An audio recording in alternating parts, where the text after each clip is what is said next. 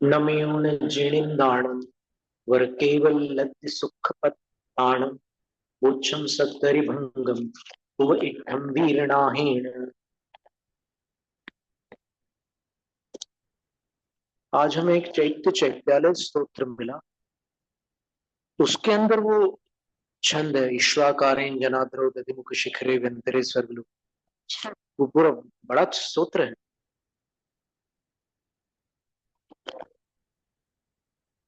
चैत्य भक्ति के क्षेपक श्लोक में आता है। हाँ, ऐसे ही होगा, क्योंकि अगर क्षेपक श्लोक नहीं होता तो फिर ये देखिए आप, ये पूरा स्तोत्र है। इसमें 10 छंद है और बहुत नाजुक है कपूर, कागज संभाल के।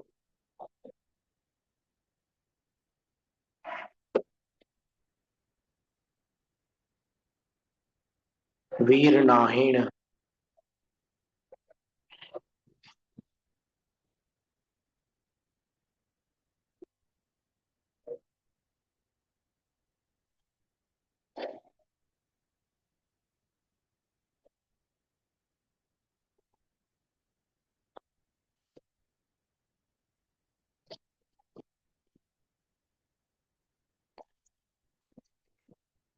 पृष्ठ क्रमांक 304।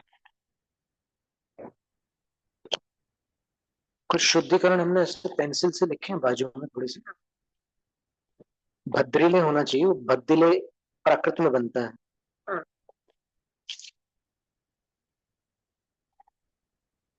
और भी इशुकारेण के बदले इक्ष्वाकारेण।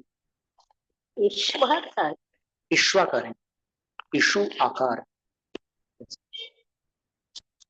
इश्वाकारेण सीधे जी सर। इक्ष्वाकारेण नहीं, ईश्वा।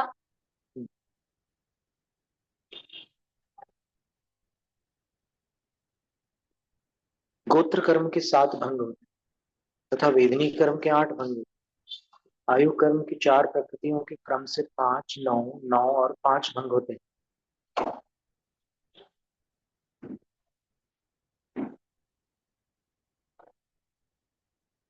गोत्र कर्म के 7 भंगों का स्पष्टीकरण इस प्रकार है। गोत्र कर्म के 2 भेद, उच्च और नीच। इन दोनों भेदों में से एक जीव के एक समय में किसी एक का बंध और एक का उदय होता है। क्योंकि उच्च गोत्र और नीच गोत्र ये दोनों परस्पर विरोधी प्रकृतियां हैं, अतएव इसका एक साथ बंध और उदय संभव नहीं। लेकिन उच्च गोत्र के उदय में उच्च गोत्र का बंध तो हो सकता है। अच्छा, विरुद्ध गोत्र क्या कहना चाहिए? बंध और उदय एक भी हो, विरोधी भी हो, उसमें कोई आपत्ति नहीं। उच्च गोत्र का उदय होते हुए नीच गोत्र का बंध होता ही है, हो सकता है, और नीच गोत्र के उदय में उच्च गोत्र का बंध होता है। हाँ, विरोधियों का उदय नहीं होगा और विरोधियों का एक साथ उदय नहीं हो सकता और एक साथ बंध भी नहीं हो सकता। हाँ। ये उसका अभिप्राय है, ठीक है। किंतु सत्व दोनों का एक साथ हो सकता, इसमें कोई विरोध नहीं। कुछ अपवादों को छोड़कर सभी जीवों के दोनों प्रकृतियों का सत्व पाया जाता है। इनमें पहला अपवाद अग्निकायिक और वायुकायिक जीवों का है, क्योंकि वे दोनों उच्च गोत्र की उद्वेलना भी करते हैं। अतः जिन्होंने उच्च गोत्र की उद्वेलना कर ली है, उनके या वे जीव मरकर जब अन्य एकेंद्रियवादिकों में उत्पन्न होते हैं, तब उनके भी उत्पन्न होने के प्रारंभिक अंतर मुहूर्त तक केवल एक नीच गोत्र का ही सत्व पाया जाता है। इसी प्रकार अयोगी केवली के उपांत समय में नीच गोत्र का क्षय हो जाता है, तब उनके भी अंतिम समय में केवल एक उच्च गोत्र का सत्व रहता है। कथन का सार यह है कि गोत्र कर्म का बंध स्थान भी एक प्राकृतिक होता है और उदय स्थान भी एक प्राकृतिक होता है, किंतु सत्व स्थान कहीं एक कहीं 2 प्राकृतिक। तदनुसार गोत्र कर्म के 7 भंग हो गए। एक नीच गोत्र का बंध, नीच गोत्र का उदय, नीच गोत्र का सत्व 2, नीच गोत्र का बंध, नीच गोत्र का उदय, दोनों गोत्रों का सत्व। 3, नीच गोत्र का बंध, उच्च गोत्र का उदय और दोनों गोत्रों का सत्व। 4, उच्च गोत्र का बंध, नीच गोत्र का उदय और दोनों गोत्रों का सत्व। 5, उच्च गोत्र का बंध, उच्च गोत्र का उदय और दोनों गोत्रों का सत्व। 6, बंध किसी गोत्र का नहीं, उच्च गोत्र का उदय और दोनों गोत्रों का सत्व। तथा 7, बंध किसी गोत्र का नहीं, उच्च गोत्र का उदय और उच्च गोत्र का ही सत्व। 14वें वर्षांत के अंतिम समय। इनमें से पहला भंग नीच गोत्र की उद्वेलना करने वाले अग्नि का एक, वायु का एक, जीवों के हैं। और ये जीव मरकर जब जिन एकेंद्रिय आदिकों में उत्पन्न होते हैं उनके अंतर्मुहूर्त काल तक पाया जाता है। दूसरा और तीसरा भंग मिथ्यात्व और सासाधन गुणस्थानवर्ती जीवों के पाया जाता है, क्योंकि नीच गोत्र का बंध दूसरे गुणस्थान तक ही पाया जाता है। चौथा भंग आदि के 5 गुणस्थानवर्ती जीवों की संभव है, क्योंकि नीच गोत्र का उदय पंचम गुणस्थान तक ही होता है। 5वें गुणस्थान आदि के 10 गुणस्थानवर्ती जीवों की संभव है। 5वां भंग आदि के 10 गुणस्थानवर्ती जीवों में संभव, क्योंकि उच्च गोत्र का बंध 10वें गुणस्थान तक ही होता है।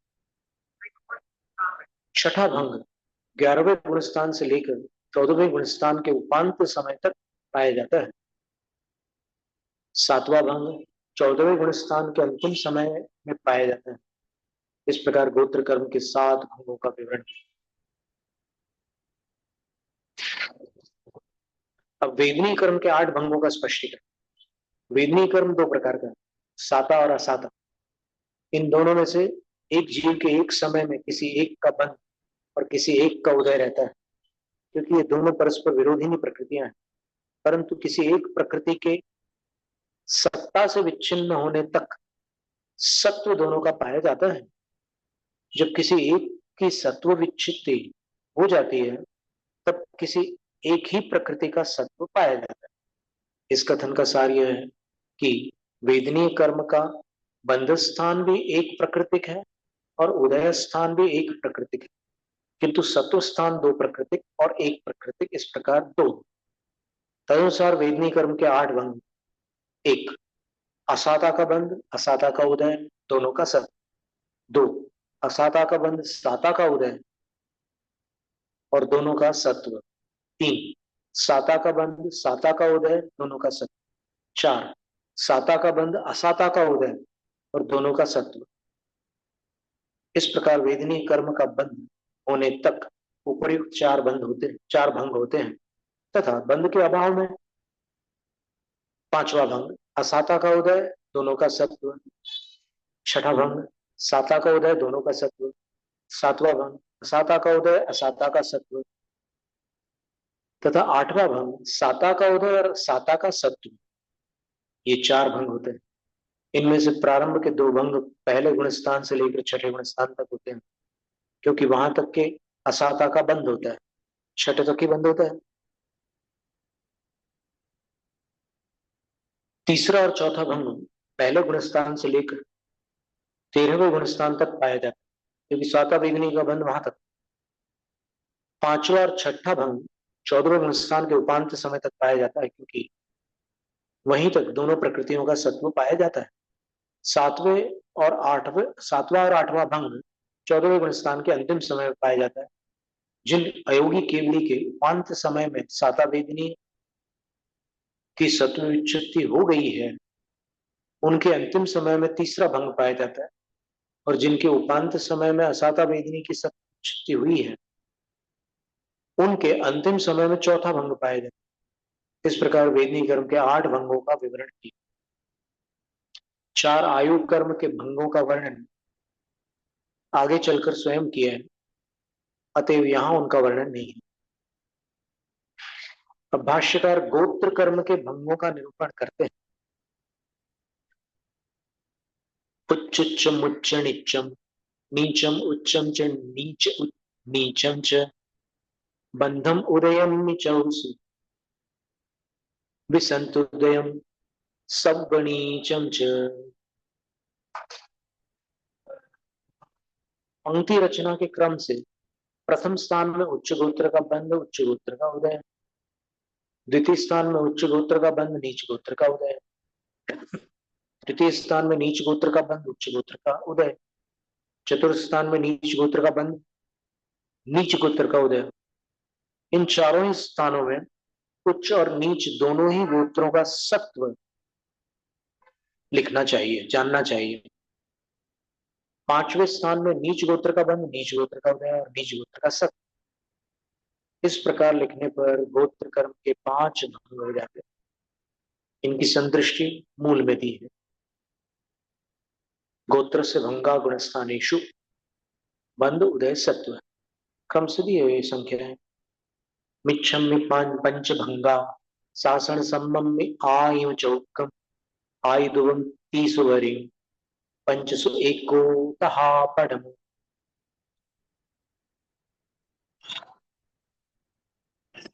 उक्त 5 भंगों में से मिथ्यात्व गुण स्थान में पांचों ही भंग होते हैं। साधन में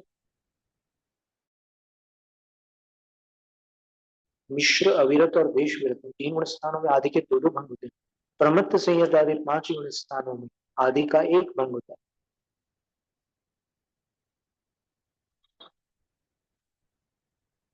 बंधेन वीणा पड़म उपसंताई अजोयधु चरियम चरिमम्यजोयस उच्चम उदयेन तन्तेन।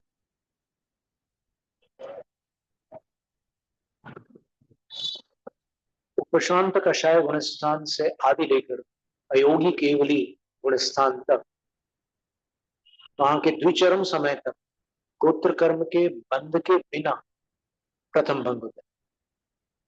अयोगी केवली के चरम समय में उदय और सत्व की अपेक्षा एक उच्च गोत्र ही पाया जाता है।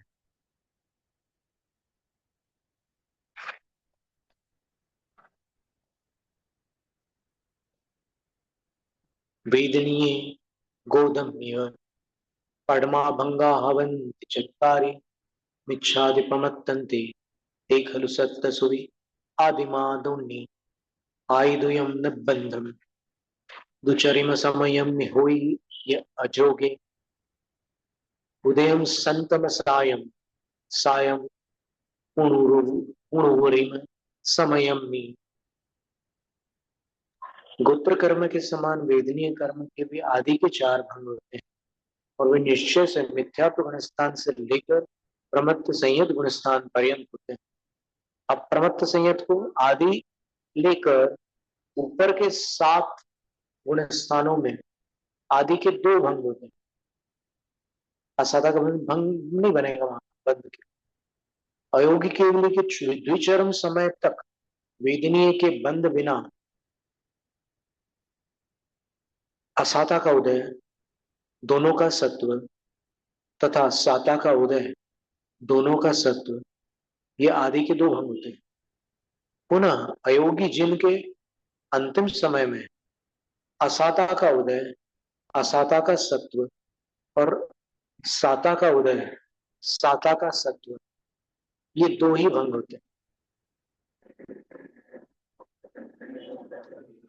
फिर संदृष्टि बना दी उन्होंने। संदृष्टि को अपन आज की भाषा में चार्ट कह सकते हैं। निर्याव असयोगी तिरिय मणुआउन बंध बंधन बंधेय निर्याव्यंचित संतम निर्यायी दोन्नी संतान। नवीन आयु के अबंध काल में नरकायु का उदय और नरकायु का सत्व रूप एक भंग होता है। तिर्यगायु व मनुष्यायु के बंध हो जाने पर नरकायु का उदय और नरकायु के सत्व के साथ तिर्यगायु और मनुष्यायु का सत्व पाया जाता है।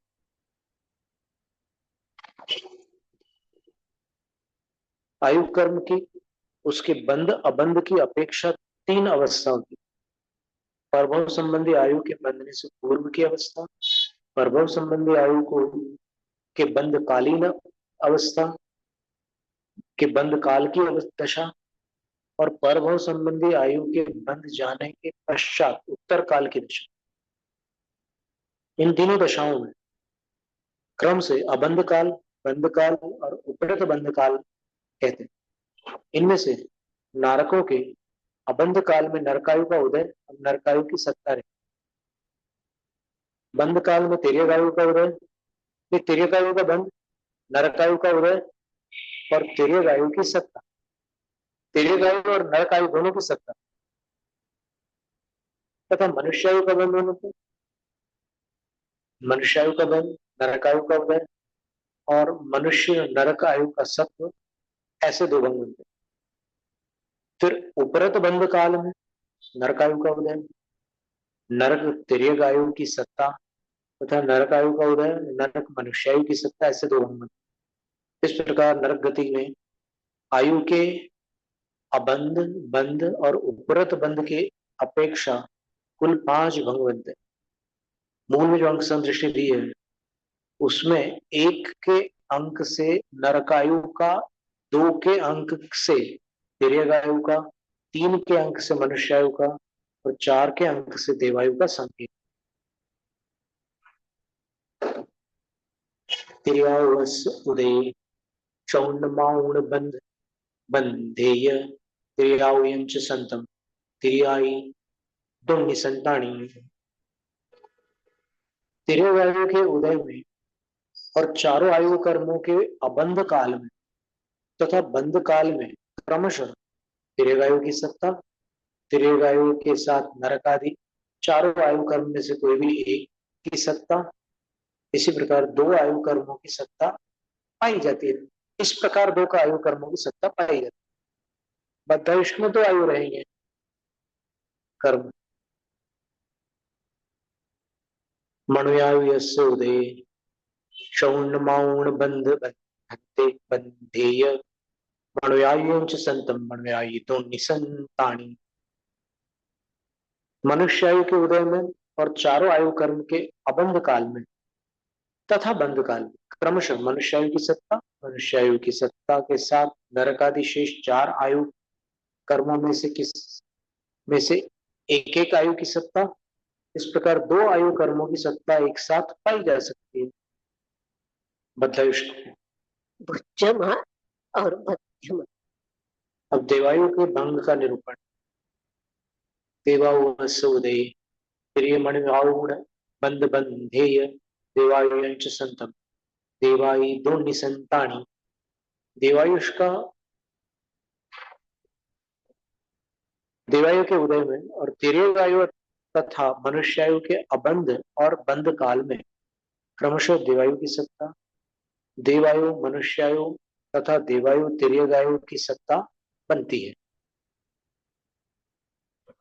सरल है।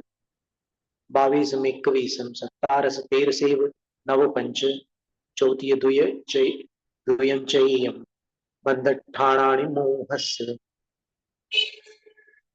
22 प्राकृतिक, 21 प्राकृतिक, 17 प्राकृतिक, 13 प्राकृतिक, 9 प्राकृतिक, 5 प्राकृतिक, 4 प्राकृतिक, 3 प्राकृतिक, 2 प्राकृतिक और 1 प्राकृतिक। इस प्रकार मोहिनी कर्म के 10 बंध स्थान है। मिच्छम ये 22 मिच्छा 16 कसाय वे अस्ज्वेलिक निंदा भाईन विधियेदु मिच्छ संढूणा। मिथ्यात्व स्थान में मिथ्यात्व 16 कषाय, 3 वेदों में से 1 हास्यरति अरति शोक, इन 2 युगलों में से कोई एक युगल तथा भय और जुगुप्सा, इन 22 प्रकृतियों का बंध होता है। दूसरे गुणस्थान में मिथ्यात्व और नपुंसक वेद के बिना शेष 21 प्रकृतियों का बंध होता है।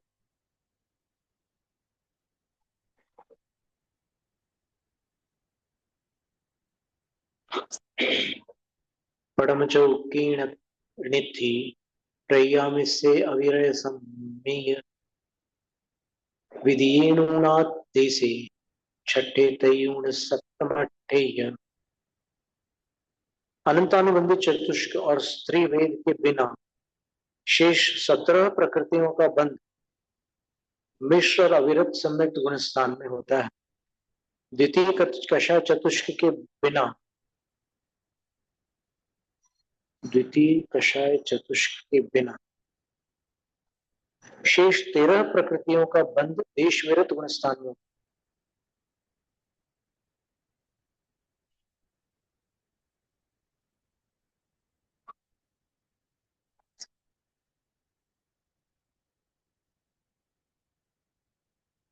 तृतीय कषाय चतुष्क के बिना शेष 9 प्रकृतियों का बंध छठे, सातवें और आठवें गुणस्थान में होता है।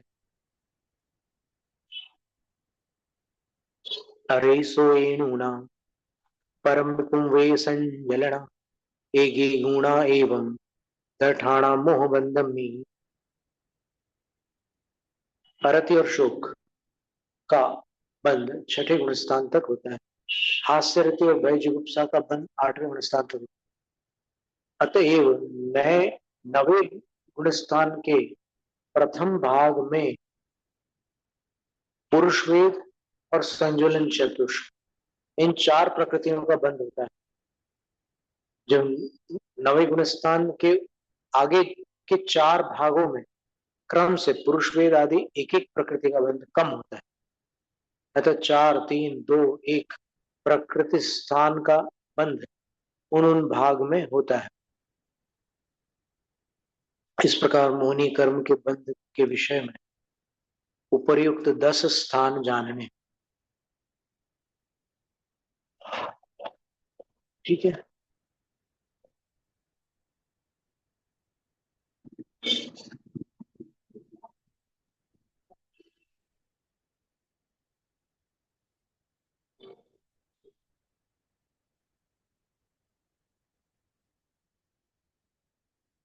जैनम जेतु शासन।